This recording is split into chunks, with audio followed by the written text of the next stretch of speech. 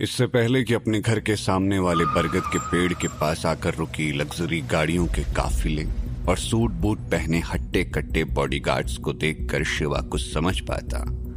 उनमें से एक आदमी ने कहा, अरे यहां तो सच में वो चमत्कारी फल लगे हैं, देखो वो वहां। इतना कहकर उस बॉडीगार्ड ने पेड़ की सबसे ऊंची डाली की तरफ इशारा किया। उसकी बात सुनकर दूसरे बॉडीगार्ड ने कहा, इसका मतलब राव साहब ने ठीक कहा था।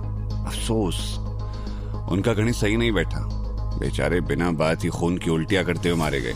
अच्छा अब देर मत करो, जल्दी से ऊपर चढ़ो और वो चमकीला फल तोड़ कर लाओ।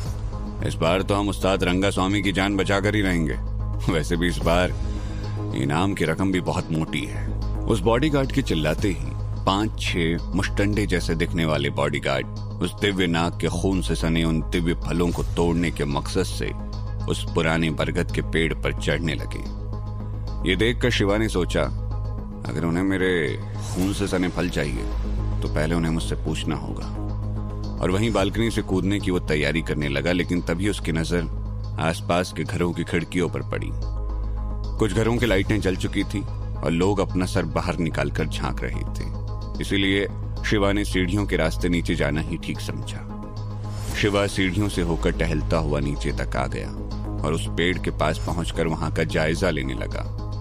उसने देखा कि वहां लगभग 30 के आसपास बॉडीगार्ड्स मौजूद हैं और सभी केरल के मशहूर मार्शल आर्ट फॉर्म कलरी पट्टू में भी माहिर लग रहे हैं। लग्जरी गाड़ियों का लंबा काफिला सूट बूट और कलरी पट्टू की महारत देखकर ही लग रहा था कि वो किसी बहुत ही खास और जाने माने खानदान से ताल्लुक रखते हैं।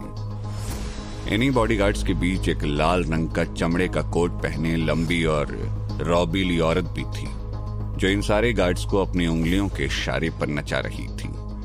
उसे देखकर ही लग रहा था कि वो इन सब की लीडर है। उसी लड़की ने सबसे पहले शिवा को बरगद के पेड़ के नजदीक आते हुए देखा, लेकिन शिवा का यूं बेपरवाह होकर वहां टहलना शायद उसे रास नहीं आया और उसने लगभग डांटते हुए शिवा से कहा, ओ हीरो, यहाँ क्या कोई तमाशा चल रहा है या कोई मदारी का खेल हो रहा है जो तू यहाँ टहलता फिर रहा है? चल भाग यहाँ से। उस लड़की के इस तरह बदतमीजी से बात करते ही शिवा की टेरियां चढ़ गई। उसकी नसों में उबाल आने लगा और उसका पूरा शरीर गुस्से से जलने लगा। शिवा की आंखें गुस्से से लाल हो गई और वो उस लड़की को घूर कर देखने लगा।